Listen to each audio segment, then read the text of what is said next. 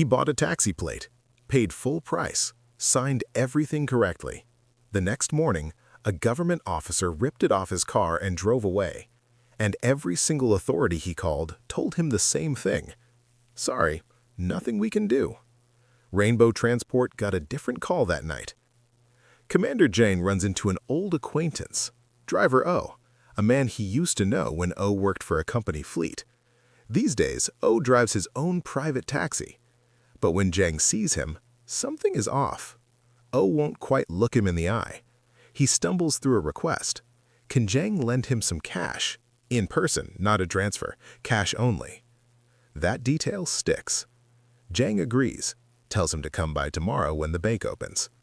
The next morning, before Jang can even get to the bank, O calls back. Never mind, don't bother. Sorry. Jang goes to his house anyway. O's daughter answers the door. Her father had a driving accident last night. He just came out of surgery. Jang is confused. O drives a taxi. Why was he doing designated driving? And why has his daughter produced a signed divorce agreement? Jang heads to the hospital. O's bed is empty. The elevator panel shows it stopped at the top floor. Jang sprints up the stairs. O is on the roof, standing at the edge. Jang talks him down, slowly, calmly. He promises, whatever happened, we'll fix it, together. O breaks down completely. And then he tells Jang everything. A few weeks earlier, O spotted a taxi license being sold through a vehicle brokerage company. The price was suspiciously low, but sitting right there on the desk was a framed attorney's license. The company president, a qualified lawyer. That was enough reassurance for O.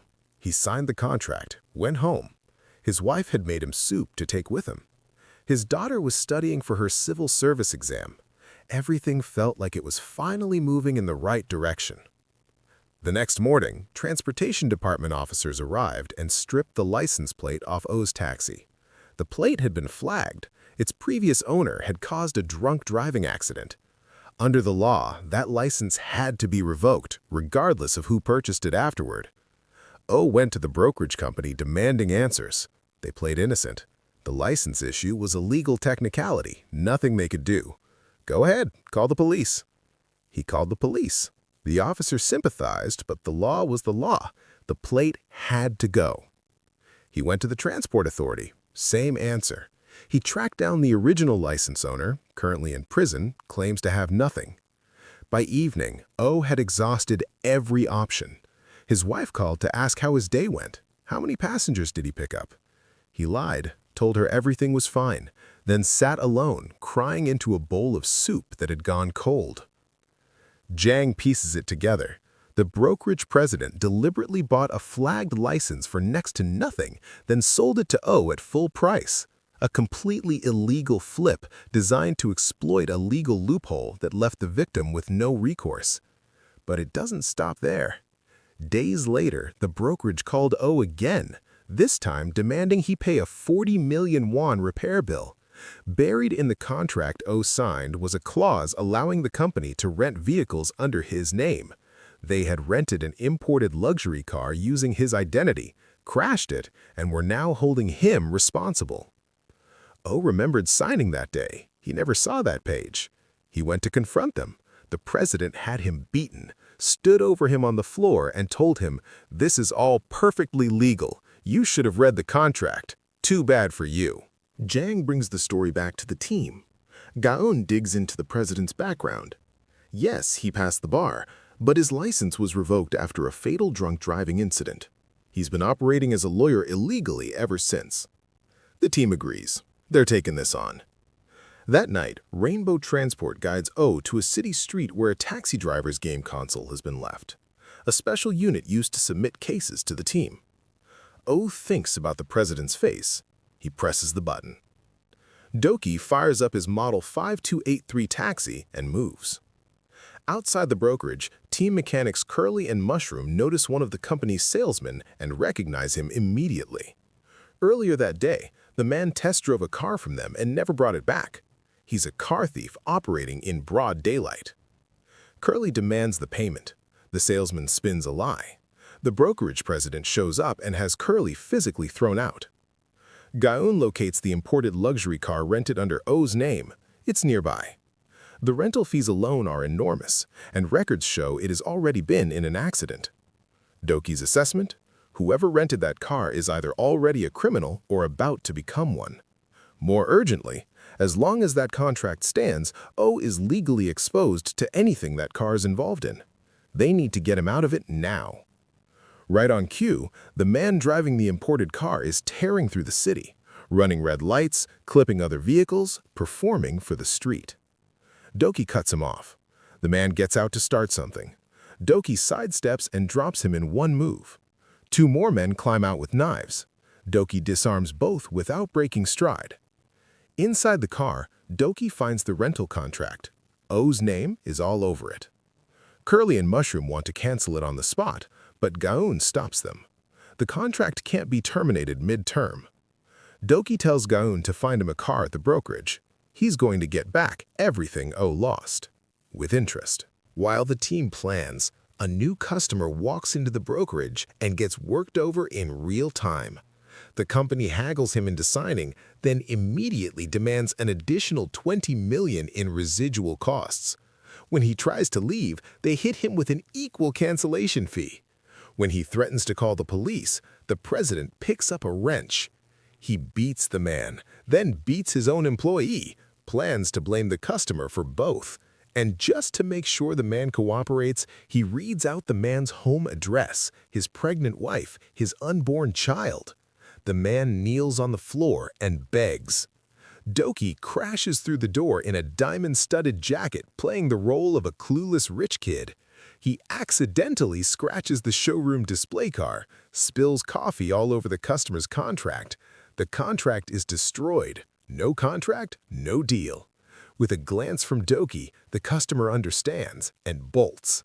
The president demands compensation. Doki tosses a stack of cash on the floor, promises to buy the scratched car and cover the repairs.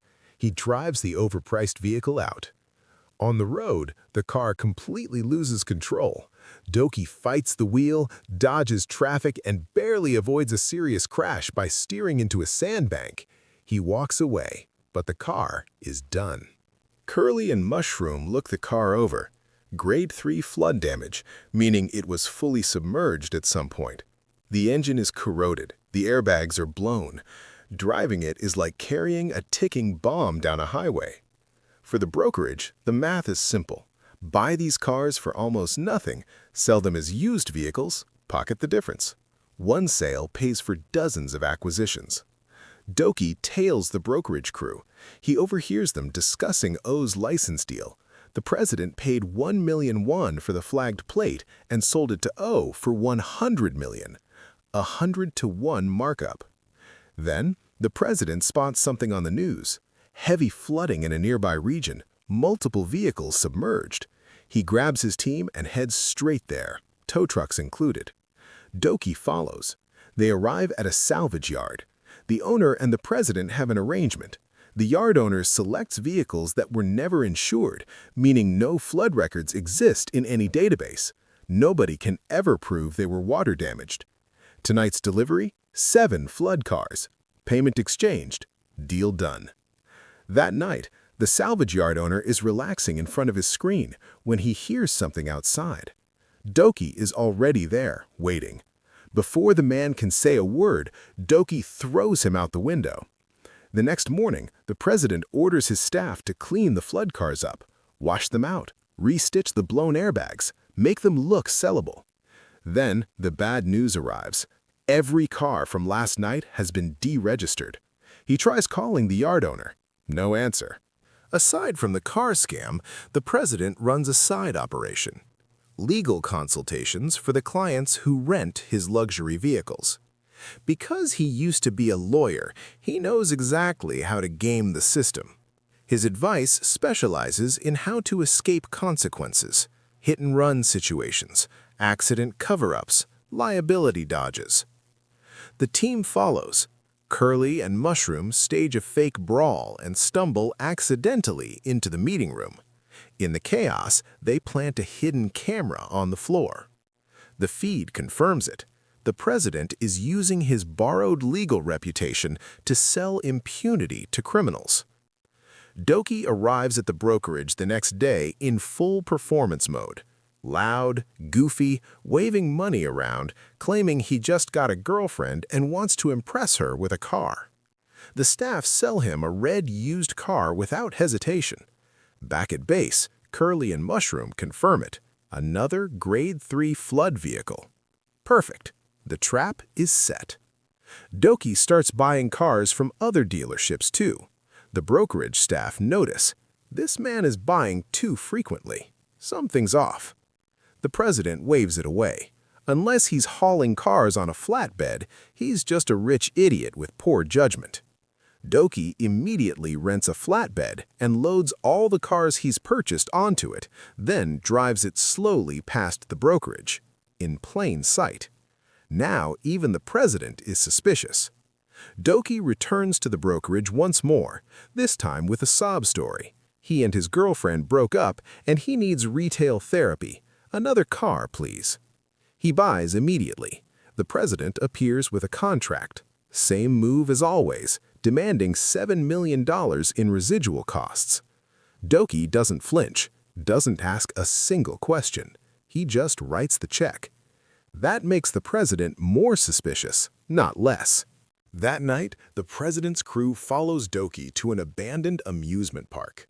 Inside, dozens of cars, all the ones Doki has been buying. Doki walks to a machine in the corner, punches in a code, and withdraws a thick stack of cash. After he leaves, the president's crew goes in. They find the cars. They try the machine. Wrong code, wrong code, wrong code. The president takes a crowbar to it. The machine doesn't budge. He tells his team, next time this man comes in, bring them to us. Right on schedule, Doki walks back into the brokerage. The staff swarm him and bundle him into the back. The president looms over him, chair raised. Doki immediately plays along, hands up, cooperative, spinning a story. He was hired by a mystery client who wanted him to buy 100 used cars in exchange for the purchase price plus 10% commission. He's bought 30 so far. The client's contract is in his pocket. The staff find it. It's real, or looks real enough. The president's eyes light up. 100 cars, that's a fortune. What he doesn't see, Doki has already used a hidden blade to cut himself free. While Doki is cooperating, the rest of the team is already moving. Jang floods Rainbow Transport's own old taxis with a garden hose, turning them into genuine flood vehicles. Gaun posts online about a burst water main at a local taxi company with photos of submerged cars. She tags it with keywords the president would search. The president finds the post within minutes, contacts the taxi company immediately. Doki slips out of the warehouse and signals Gaun, send the address. The president arrives at Rainbow Transport's lot with his crew, inspects the taxis, confirms they're Grade 3 flood vehicles, exactly what he deals in. He meets Jang and announces he'll buy the lot in one transaction. Jang signs the contract, playing grateful and relieved. Then, Jang pulls out a second page, a clause the president never saw, an additional 500 million won in fees, triggered upon bulk purchase. The president orders his enforcers forward. Doki steps out. Everything clicks into place for the president. The fool buying cars all week. The flatbed. The machine in the amusement park. All of it was bait. He orders his men to take the contract by force. Doki drops the first enforcer. Gaun grabs the female employee by the hair. Curly and Mushroom come in with tools. One by one, the crew folds. The president raises his hands. On the drive back, the president makes one last move. He calls the luxury car renters, his criminal clients, and tells them to intercept Doki. Doki sees them coming. He doesn't run. He drives straight toward them, hits a button, and rockets into the underground storage bay of Rainbow Transport. The crew follows him in. The space is pitch black. They spread out, searching. Headlights. Doki drives out of the darkness, calm, and starts explaining, calmly, like a professor, exactly what just happened. He brought them here on purpose because their cars are now parked inside Rainbow Transport's garage, seized. The president's crew attacks. Doki puts them all down. The president tries a sucker punch from behind. Doki catches it, turns around, and delivers exactly what the president spent weeks dishing out to his victims. When it's over, Doki demands a public apology. The president refuses, starts a car, and drives it straight at Doki. The car they're in is one of their own flood vehicles. It loses control, swerves toward a cliff edge. The president and his crew get to experience firsthand exactly what they've been selling to unsuspecting buyers. Driver O gets his life back. He's behind the wheel again, taking passengers, living the quiet, decent life he always wanted. He meets up with Zhang and some old friends for dinner. He laughs. He's okay. Rainbow Transport waits. The next case is already on its way.